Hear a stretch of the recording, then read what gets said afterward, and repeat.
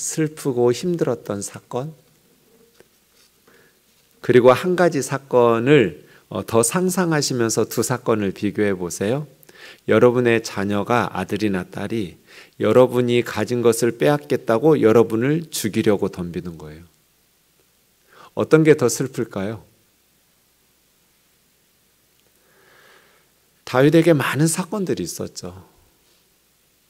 그런데 오늘 본문 사무엘하 15장의 사건보다 더 힘들고 슬픈 사건이 있었을까? 아마도 다윗의 인생에 가장 힘든 그리고 가장 슬픈 사건이 아니었을까?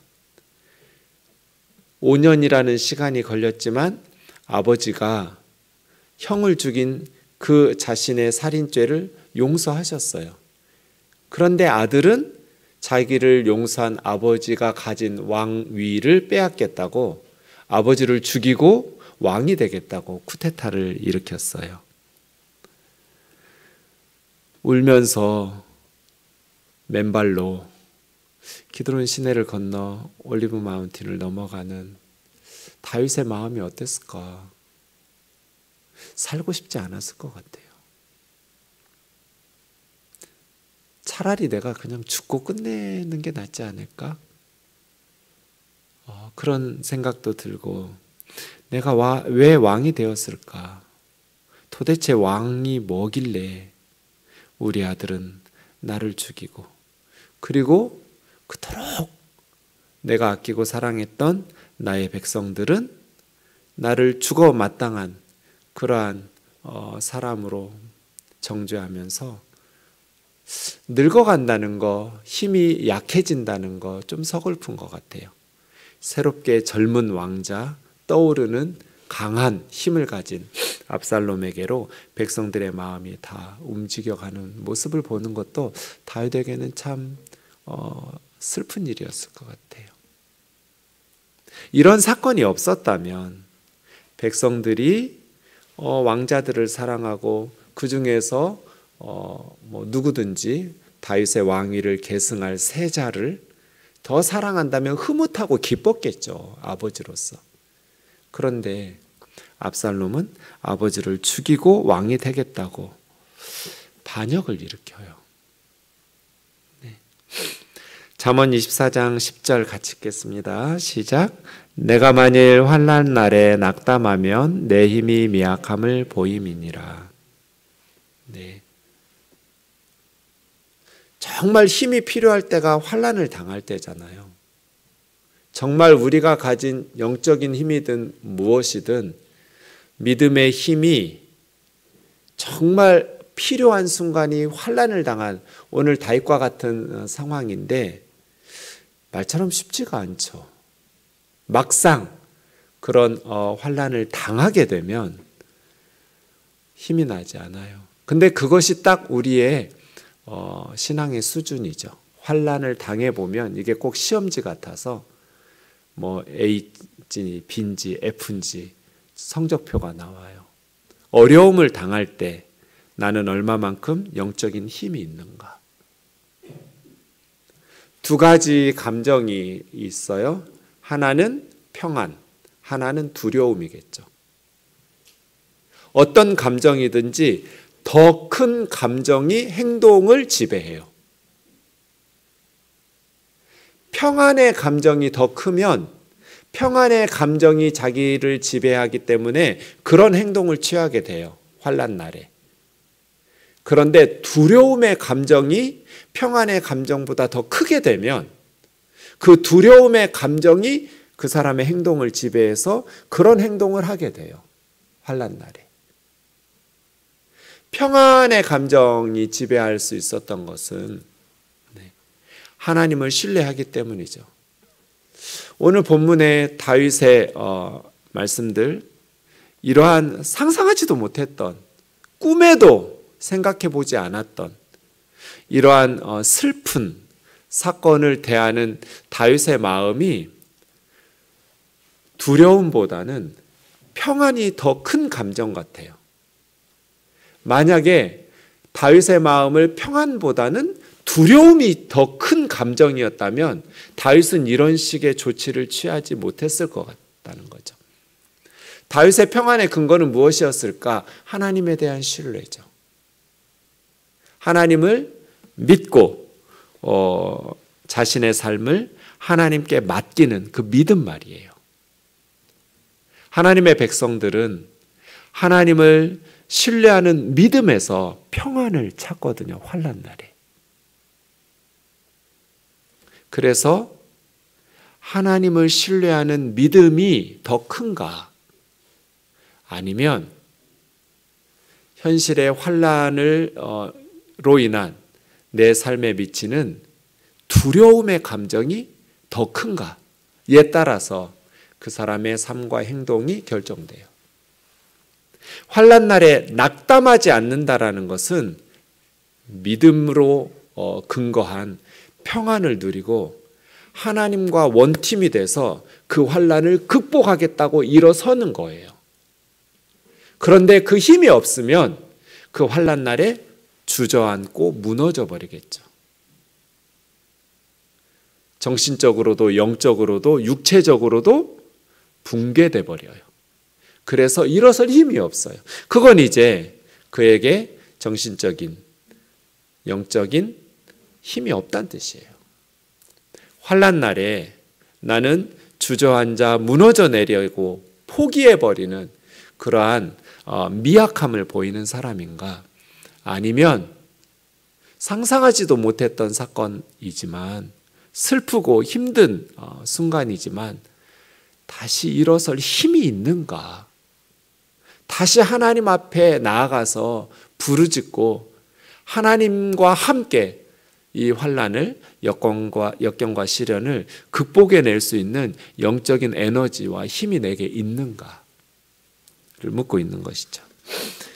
24절 보겠습니다. 사독 그와 함께한 모든 레위 사람이 언약궤를 메어다가 하나님의 궤를 내려놓고 아비아달도 올라와서 모든 백성이 성에서 나오기를 기다리도다.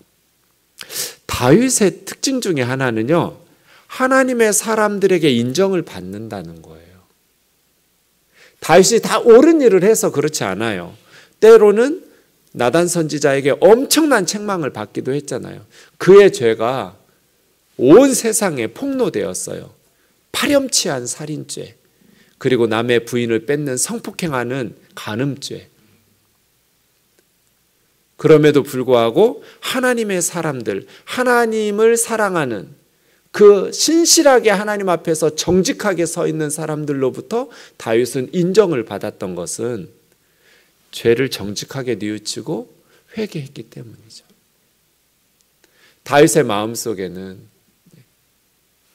하나님을 향한 경외심이 있고 하나님을 두려워하는 마음, 그리고 하나님을 사랑하는 마음이 있어요. 그래서 자신의 허물이 드러날 때 뉘우치고 회개하고 울고 하나님 앞에 참회하고, 또 하나님의 언약궤가 올 때 바지가 내려가는 것도 모르고 춤추면서 어린아이처럼 기뻐하고, 하나님 사랑하는 사람. 허물이 없어서가 아니라 허물이 있지만 그럼에도 불구하고 하나님을 사랑하기 때문에, 하나님을 경외하기 때문에 회개할 줄 아는 사람. 그래서 다윗은 언제나 하나님의 사람들에게 인정을 받죠.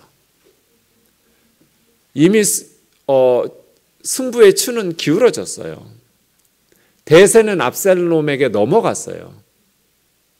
예루살렘에서 버티다가 다 죽겠다 싶으니까 도망가는 걸 선택할 정도면 이스라엘에서 제일 해볼 만한 성읍이 예루살렘일 거잖아요. 다윗은 성 안에 있고 높은 곳에, 압살롬은 산 밑에서부터 올라와야 되니까 예루살렘은 정복하기가 쉽지 않은 성읍이거든요. 그럼에도 불구하고 그 성읍을 버리고 달아나는 것을 선택할 만큼 이미 대세는 기울어졌어요. 그런데도 하나님의 사람들은 압살롬의 편에 서지 않고 다윗의 편에 섰어요. 죽을 가능성이 매우 높음에도 불구하고. 하나님의 사람들에게 인정을 받는 지도자가 되라. 25절입니다. 이런 부분들이 이제 다윗의 마음을 두려움보다는 평안이 더 큰 감정으로 다스리고 지배하고 있다는 거예요. 왕이 사독에게 하나님의 궤를 성읍으로 도로 메어 가라고.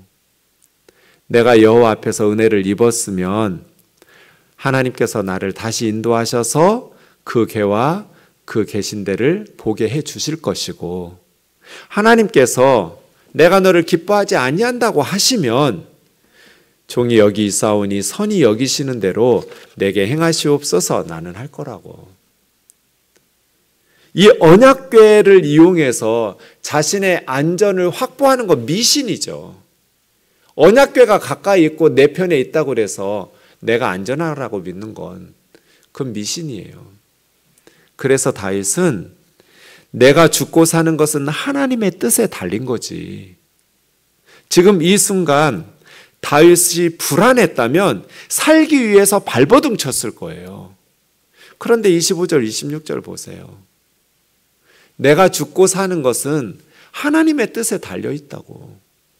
하나님께서 선히 여기시는 대로 내게 행하라고.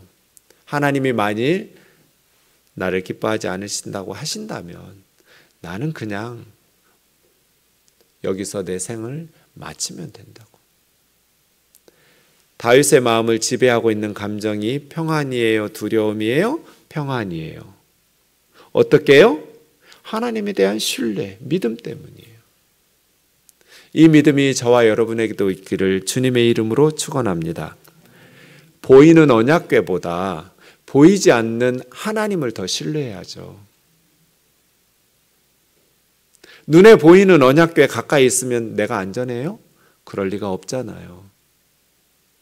눈에 보이는 것 의지하지 말고 보이지 아니하시지만 우리를 사랑하시고 우리를 위해서 독생자 예수 그리스도를 십자가에 내어주신 하나님을 신뢰하면서 믿음으로 어떤 상황에서도 두려움보다 평안의 감정이 더 커서 우리의 행동을 지배할 수 있는 그러한 환난 날에 우리의 미약함을 보이지 않는 굳건한 믿음의 사람들이 되기를 주의 이름으로 축원합니다. 나는 하나님 뜻에 순종할 거야. 내가 어떻게 하나님의 뜻을 거스를 수 있겠느냐고. 하나님이 선히 여기시는 대로. 그러면 이 순간 이 싸움은 다윗과 압살롬의 싸움이 아니라 하나님과 압살롬의 싸움이 돼버려요. 그렇죠? 다윗은 하나님께 맡겼기 때문이에요. 우리의 싸움을 하나님의 싸움으로 만들어야 돼요. 그래서 우리가 하나님과 한 팀 해서, 제가 늘 말하잖아요. 하나님하고 한 팀 먹고 싸우라고. 어떻게 하면 하나님하고 한 팀이 될 수 있어요? 어떻게 하면 하나님을 우리 팀으로 끌어올 수 있냐고요. 내가 하나님한테 가버리면 돼요. 다윗처럼 회개하고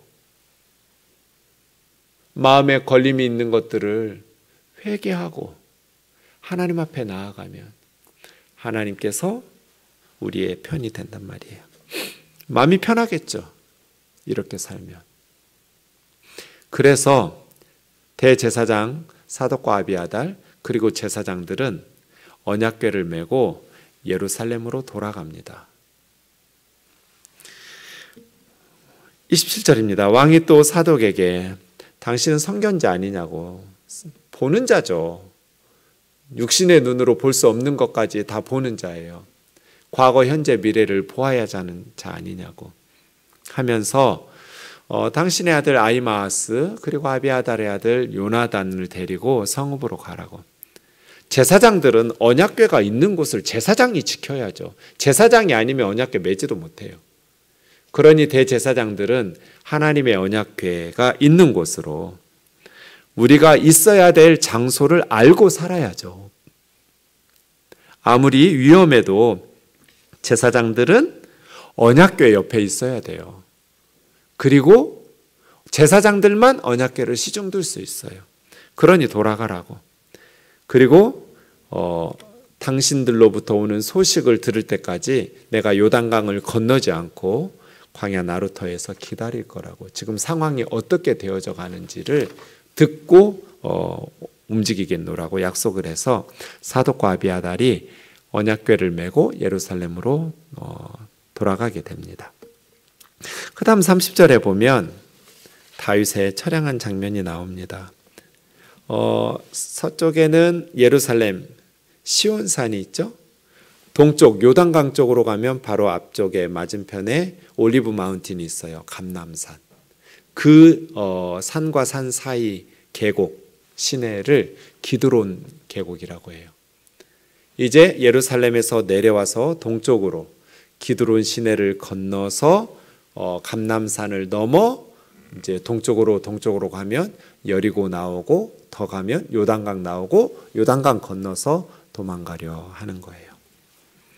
그 장면이 30절부터 나오는데 머리를 가리고 맨발로 울면서 모든 백성들도 머리를 가리고 울면서 올라가는 이 30절이 제일 슬픈 장면 중에 한 장면 같아요. 늙은 아버지를 죽이겠다고 아들이 반역을 일으키고 다윗은 울면서 맨발로 기드론 시내를 건너가는 어떤 사람이 말합니다. 압살롬과 함께 모반한 자들 중에 아히도벨이 있다고. 아히도벨의 마음을 우리는 이해할 수 있습니다. 주일에 말씀드린 것처럼 아히도벨은 밧세바의 할아버지예요. 16장 23절에 보면 아히도벨이 베푸는 계략은 사람이 하나님께서 물어서 받은 말씀하고 똑같았대요. 이렇게 지혜로웠던 사람이에요. 아히도벨은. 그래서 다윗을 제갈공명처럼 승리할 수 있도록 지혜롭게 통치할 수 있도록 하나님의 뜻에 맞게 잘 이끌어 주었던 그러한 지혜로운 조언자가 아히도벨이에요. 우리 아들 엘리암의 딸 밧세바를 다윗이 성폭행하고 그 손주 사이 우리아를 살인했다라는 사실을 알게 되고 아히도벨이 어떻겠어요? 다윗에게 어떤 마음이 생기겠어요? 환멸을 느꼈겠죠. 그래서 아히도벨이 압살롬과 함께 다윗 죽이겠다고 나서는 것, 그 마음 이해할 수 있어요. 인간적으로는. 그런데 옳지 않았죠. 왜냐하면 그건 하나님의 뜻이 아니니까요. 그래서 다윗은 다만 아히도벨의 모략을 어리석게 해달라고. 아히도벨이 압살롬 편에 섰다. 다윗은 더더군다나 두려워할 수밖에 없는 상황이에요. 아히도벨은 너무나 지혜로운 경험이 많은 그러한 지혜자이니까요. 그래서 하나님 앞에 다만 기도할 뿐. 그때 한 사람이 나타납니다. 37절에 보면 다윗의 친구라고 나오는 후세입니다. 후세가 하나님을 경배하는 마루턱에서 아마 그곳에 기도하는 예배 처소가 있었던 것 같아요. 감람산 올리브 마운틴 정상쯤에 마루턱인 정상이에요. 아렉 사람, 이 아렉은 이제 베델 서쪽에 있는 도시거든요. 그 베델 서쪽에 있는 아렉 출신의 후세가 다윗의 어떤 정책 자문관이고 아히도벨처럼 이렇게 지혜롭게 모략을 베푸는 사람 중에 하나예요. 친구이지만 옷을 찢으면서 이 소식을 듣고 흙을 머리에 덮어쓰고 다윗을 맞으러 왔어요. 다윗이 그때 후세에게 말합니다. 당신은 늙어가지고 나처럼 나와 함께 가면 짐밖에 안 된다고. 나한테 도움 안 된다고. 그런데 후세 네가 예루살렘으로 돌아가서 압살롬에게 왕이여 이제부터 나는 왕의 종입니다. 전에는 왕의 아버지의 종이었는데 이제부터는 내가 왕을 도와서 새로운 나라 이루겠다라고 하면 후세는 엄청 지혜로운 사람이라는 것을 알기 때문에 압살롬이 받아줄 거고 그러면 너가 압살롬의 곁에서 아히도벨의 모략을 무너뜨리는 역할을 좀 해달라고 이렇게 부탁을 합니다. 아히도벨의 모략을 패하게 하는. 그때 이제 왕궁의 우리 편에 사독과 아비아달이 있고 그 대제사장들의 아들 아히마아스와 요나단이 있으니 그 편에 나에게 소식을 전해달라고. 그러니까 압살롬 곁에서 후세가 듣고 그 상황을 대제사장들 사독과 아비아달에게 전달하고 사독과 아비아달은 자기 아들들 아히마아스와 요나단에게 전하면 이 젊은 애들이 달려와서 다윗의 진영에 압살롬의 상황을 전달하는, 소식을 전달하는 이런 경로죠. 후세가 잘 들어야 되는. 그래서 다윗의 친구 후세가 예루살렘 성읍으로 들어갑니다. 네. 이제부터는 잠언 24장 10절에는 환난 날에 낙당하면 힘이 미약함을 보임이라라는 말씀도 있지만 바로 위에 6절에 보면 전략으로 싸우라고, 무기로 싸우는 거 아니라고, 승리는 지략이 많음에 있느라고. 그럼 누구와 누구의 지략의 싸움이에요? 아히도벨과 후세의 지략의 싸움이 돼요. 이때 압살롬이 누구의 조언을 선택하느냐 하는 것은 정말 하나님의 도우심, 하나님의 역사하심이 있겠죠. 오늘 말씀들 보면서 참 신실한 친구는 하나님의 선물이구나. 이 상황에서 나를 위해서 목숨을 걸고 예루살렘으로 들어가는 친구들이 있을까? 그 사람은 참 행복한 사람이다. 여러분을 위해서 목숨을 걸고 예루살렘으로 들어갈 친구가 있나요? 반대로도 그 친구들도 저는 참 행복한 것 같아요. 내가 목숨을 바쳐서 지켜주고 싶은 리더가 있다는 건 정말 행복한 일이고, 내 목숨을 바쳐도 아깝지 않은 그런 친구가 있다는 것 참 행복한 일이죠. 네. 아들은 다윗을 죽이겠다고 지금 예루살렘으로 올라오고 있는데 후세와 사독 아비아달 또 제사장들 아히마아스와 요나단은 매우 위험한 목숨을 걸고 지금 다윗을 지키겠다고 예루살렘으로 들어가게 되는 것이죠. 만약에 이것이 폭로되고 다윗의 계략이 드러나면 다 그대로 목숨을 잃겠죠. 후세도 사독도 아비아달도 아히마아스도 그리고 요나단도 다들 지금 죽을 수밖에 없는 매우 위험한 상황인데 다윗은 그 사람들을 신뢰했고 또 다윗의 친구들 그리고 다윗의 신하들은 다윗을 위해서 목숨을 거는. 그래서 참 사람이 재산이다.